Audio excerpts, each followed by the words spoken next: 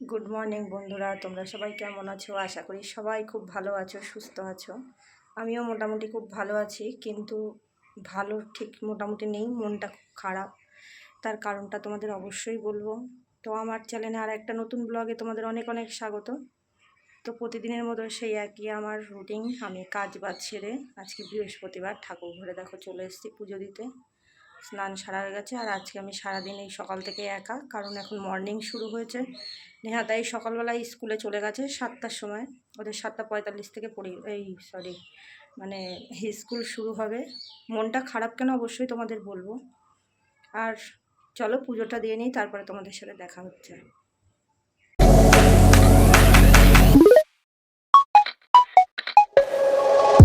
তোমাদের সাথে অবশ্যই বলবো আমার মনটা কেন খারাপ।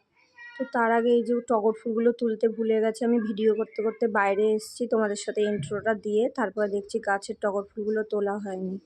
আর এই নিম গাছটা ঝড় হয়েছিল আগে, এর জন্য একটু ঝুলে মতো গেছে, গাছের সাথে একটু বাঁধতে হবে। আর টুকিটাকি যে গাছগুলো লাগিয়েছিলাম একটু বড় হয়ে গেছে। আর এদিকে দেখো রাস্তার এত বড় বড় ঘাস হয়েছে, আর আমাদের এখানে খুবই চন্দ্রবোড়ার উপদ্রব হয়েছে। তো বলা হয়েছে আমাদের বাড়িতেও কলের পাশে একটু ঘাস মতো হয়েছে, এগুলো ওর বাবাকে বলেছি পরিষ্কার করতে। তো আগে পরিষ্কারও করে দেবো। দেখো বন্ধুরা, আমি পুজো দিতে বসবো। আর আমটা দেখো কত বড় না, পুরো আমার হাতের সাইজে। তো এটা আনা হয়েছে, এটা পুজো দেওয়ার জন্যই রেখেছি আমটা, ঠাকুরকে সেবা দেবো বলে। এটা বড় দেখেই ঠাকুরকে সেবা দেওয়ার জন্য রাখা হয়েছে। তো আমটা সত্যি খুব বড়। আর এখন পুজোটা সেরে নিই, আর একটু তো সময় লাগবে, আজকে বৃহস্পতিবার।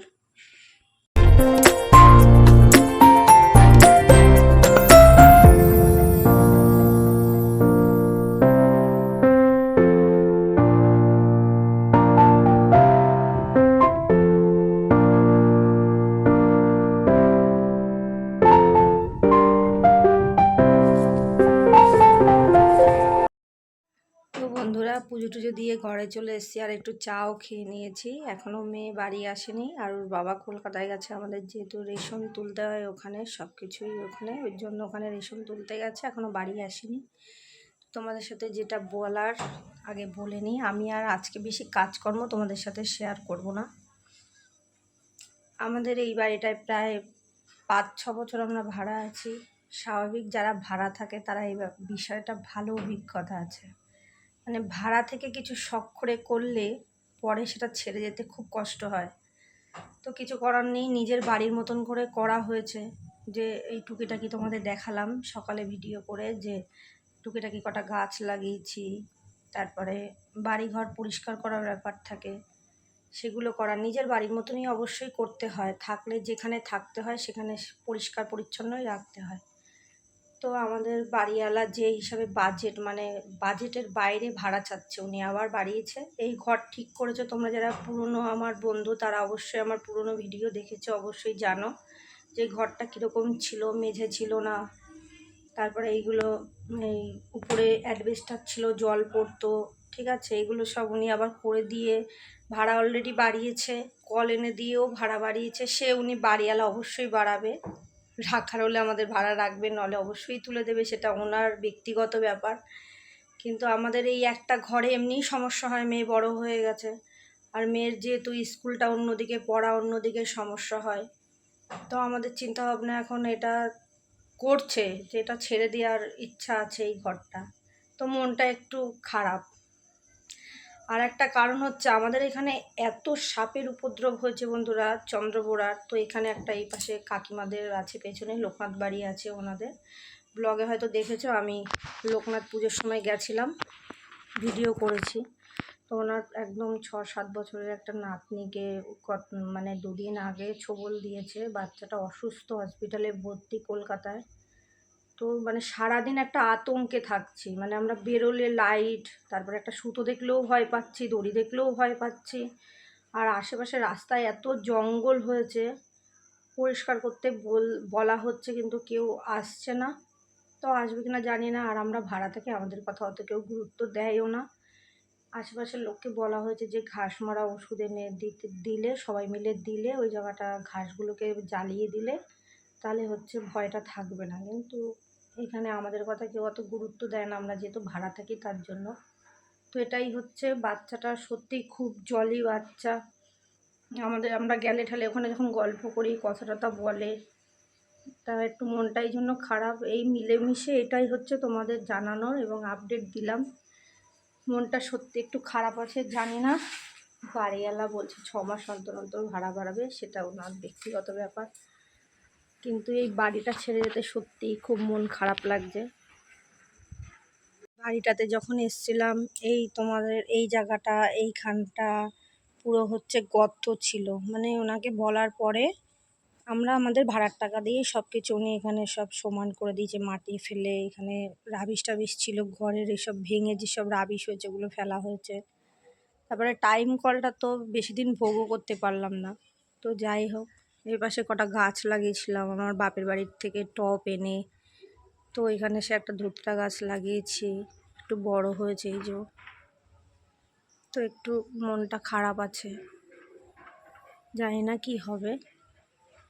তো তোমরা আমার বন্ধু হও, তোমাদের অবশ্যই জানানোর মানে দরকার, সেটা এই জন্য জানালাম। তো ভিডিওটা আজকের মতো আর বেশি বড় করছি না, এই আপডেটটাই দেওয়ার জন্য তোমাদের সাথে সকাল থেকে ব্লগটা শুরু করেছিলাম।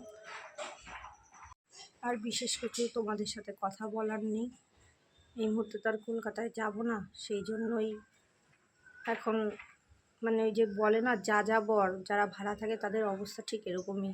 এক জায়গায় জিনিসপত্র করে শখ আহ্লাদ করে ঘরটাকে সাজানো হয়, আবার যখন অসুবিধা হয় সেখান থেকে উঠে গিয়ে আর একটা বাসা বাঁধতে হয়। যাযাবরদের মতন অবস্থা হয়, কথা বলতেও মানে তুতলিয়ে যাচ্ছে। মানে এতটাই খারাপ লাগছে, আর কদিন ধরে খুবই মনটা খারাপ।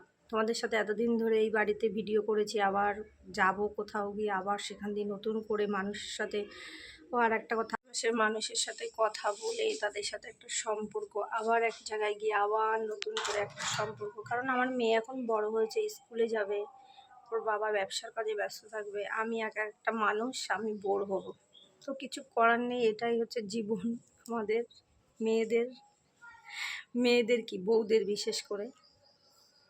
তো বাচ্চাটা যেন ভগবানের কাছে তোমরা প্রে করো। আমরা তো পাড়ার সবাই খুব মন খারাপ, বিশেষ করে মানে একটা ছোট শিশু চন্দ্রগোড়া, মানে ওর পুরো একটা গোড়ালিতে দাঁত বসিয়ে দিয়েছে, একটা ফলস গাছে আর একটা দাঁত বসিয়ে দিয়েছে। তো কি অবস্থা আর কি বলবো। তো যাই হোক, ওর জন্য প্রে করো, ও যেন অনেক সুস্থ হয়ে উঠুক, ভালোভাবে বাড়িতে ফিরে আসুক, এটাই আমরা সবাই প্রার্থনা করছি। সবাই খুব খারাপ লাগছে ওর জন্য। ওর যে ছোটো মানুষ, ও পড়ে ঘর থেকে ও ঘরে আসছিল, আর ও মনে হয় শুয়েছিল, রাত্রিবেলা খেয়াল করেনি। আর ওদের বাড়িটাতে তো একটু বাগান, ওর জন্য তোর পুরো পাটা জড়িয়ে ছোবলটা মেরেছে।